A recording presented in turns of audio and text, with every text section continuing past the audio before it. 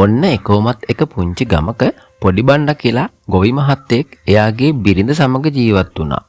පොඩි බණ්ඩාගේ ගොවිතැන් වලට හරි වෙලාවට වැස්ස නොලැබුණ හින්දා ගොවිතැන හරියට කරන්න පුළුවන් වුණේ නැහැ. මේ නිසා පොඩි බණ්ඩයි එයාගේ බිරිඳයි ගොඩක් දුකෙන් තමයි කාලය ගත කරේ. අපේ මහත්තයෝ මෙදා පාලත් අපේ කුඹුර හරියට කරන්න බැරි වුණොත් ලොකු ප්‍රශ්නයක් තමයි වෙන්නේ. ගෙදර කන්න තිබ්බ හාල් 3-5 ඔක්කොම ඉවරයි. ඒක තමා සුමන මමත් මේ කල්පනා කරේ. තව සුමානයක්වත් ඇතුළත වැස්සේ නැත්තම් මේ පාරත් කුඹුරු ගන්න දෙයක් නැති වෙනවා. අපරාධේ අපි මහන්සි වුණ තරම. අපේ මහත්තයෝ අපි දෙන්න මේ නිදිම දුක ගම්බාර දෙයියන්ටවත් ප්‍රේනවද දන්නේ. මේ ගමේ අනිත් මිනිස්සුන්ට කුඹුරු ගොවිතැන් නැති වුණත් හේන් ගොවිතැන් හරි තරන්න පුළුවන්. ඒක තමා සුමන මාත් කල්පනා කරේ.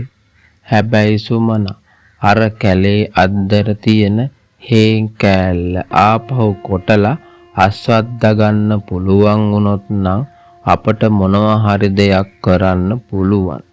ඒත් එතන තියෙන අර ලොකු ගහින්දා හේන හරියට කරන්න බෑනේ සුමන.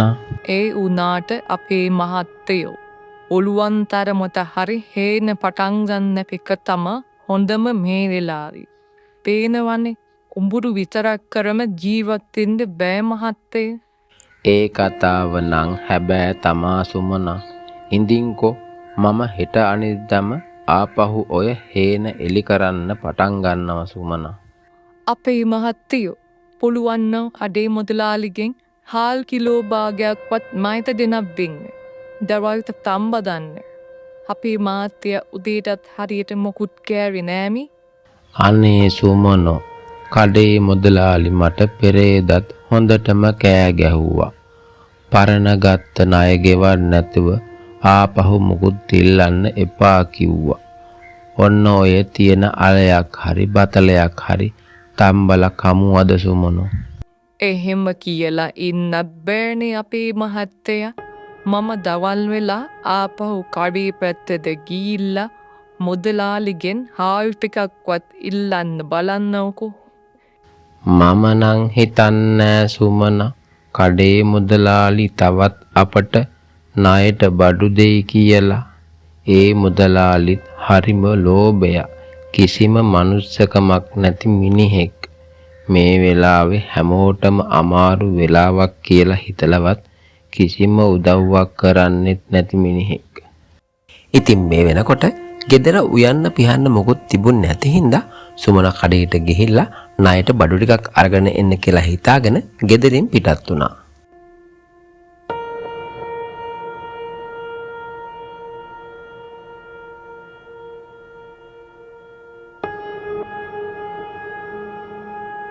සුමනෝ මොකද අද පොඩි බණ්ඩා කොහේ හරි ගිහිල්ලවද්ද? බොම්කොද මේ කඩේ පත්තේ ඇවිල්ලා ඉන්නේ? පොඩි බණ්ඩ මහත්තයා නම් ඉන්නවා මොදලාලි. ඕන් උදෙම්ම කුඹුර පැත්තේ යන්න ඕන කියලා ලකල හැස්ති වුණා.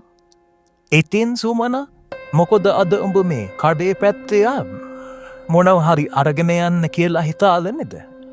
මම ඕන් පෙරේදත් පොඩි බණ්ඩට කීවා. උඹලගේ ණයද හොඳටම රැබි. උඹලට ණයට දීලම මට දැන් මේ කඩේ රහන්න වෙලා තියෙන්නේ. අනේ මොදලාලි තීන් සිද්ධ වෙයි. මට පුළුවන් නම් හාල් කිලෝ භාගයක් දෙන්න. මම පොඩි බණ්ඩට කියන්නෝ. ඉක්මනට කඩේ ණය ටික ගෙවන්න කියලා. අනේ මේ සුමන උඹ මගෙන් මුකුත් ආගන්න තුල ඵලයන් යන්න. උඹරට බයක දෙන්න මම ළඟ මුකුත් නෑ. ණයට බඩු ගන්නදරව ආපහු මේ පැත්තේ ආවෙ නැති වුණාට කමක් රැ. සුමන කඩෙන් හාල් ටිකක් ගේන්න ගියත් හාල් ටිකක් සුමනට ඉල්ල ගන්න බැරි වුණා.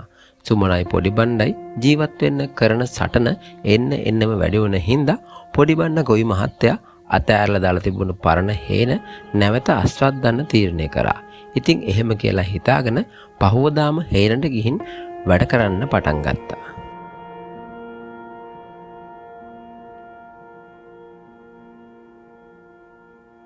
සුමන මෙන්න මේ ලොකු ගහ කපන්න නැතුව මේ හේනේ වගා කරන්න නම් බැරි වෙයි.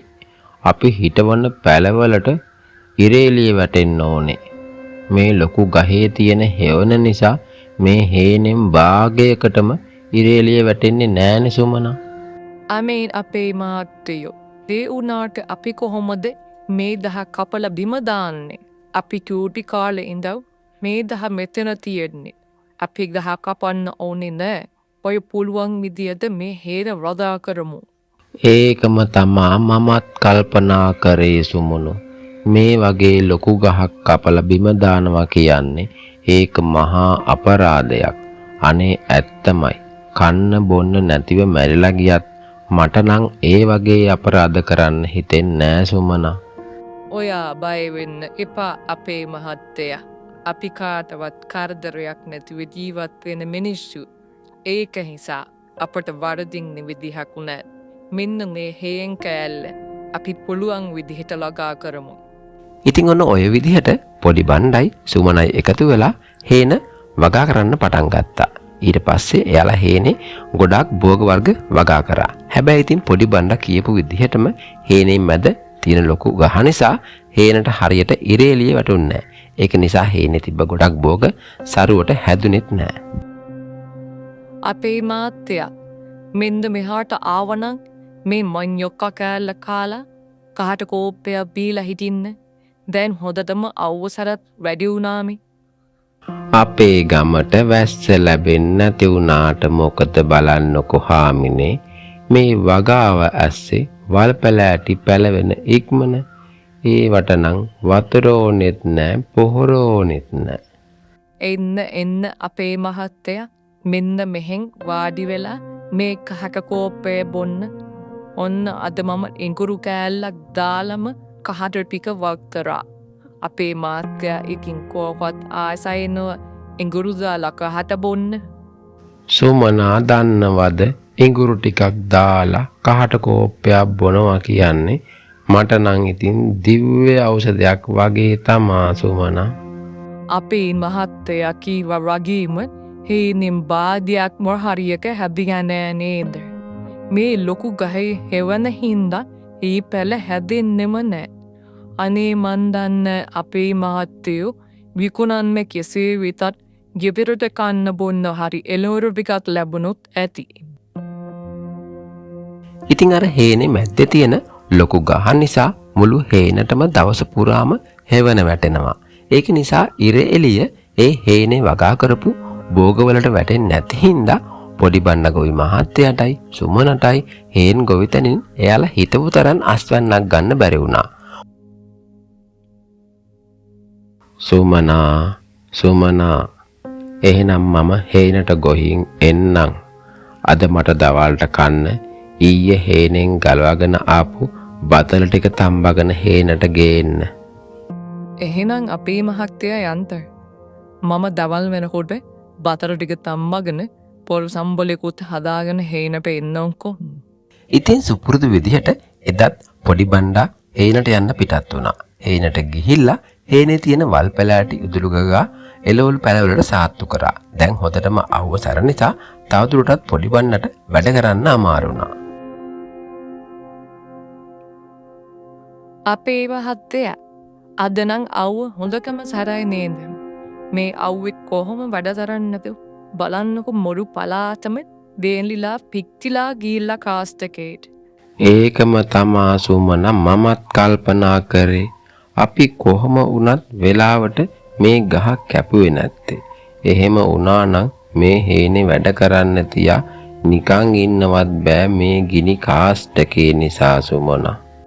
ඒකම තමයි මටත් හිතුනේ අපේ මහත්තයා. බලන්නකො මේ ගහ මුල වාඩි වුණාම ඇඟට දැනෙන සනීපේ මට නම් නිවන් ගියා වගේ තමයි දැනෙන්නේ. ඉතින් හේනේ මැද්දේ තියෙන අර ලොකු ගහ මුල වාඩි වෙලා මේ විදිහට කතා කර කර හිටපු පොඩි බණ්ඩ ගොවි මහත්තයාටයි සුමනටයි මොකක් හරි සද්දයක් ගහ මුදුනෙන් ඇහෙනවා වගේ දැනුණා. ටික වෙලාවක් යනකොට ඒ ගහෙන් රත්තරන් පාට කොළ කීපයක් බිමට වැටෙන්න පටන් ගත්තා. අපේ මහත්තයා මේ බලන්නකෝ මේවා රත්තරන් කොළ. මට නම් විශ්වාස කරන්නත් බෑ.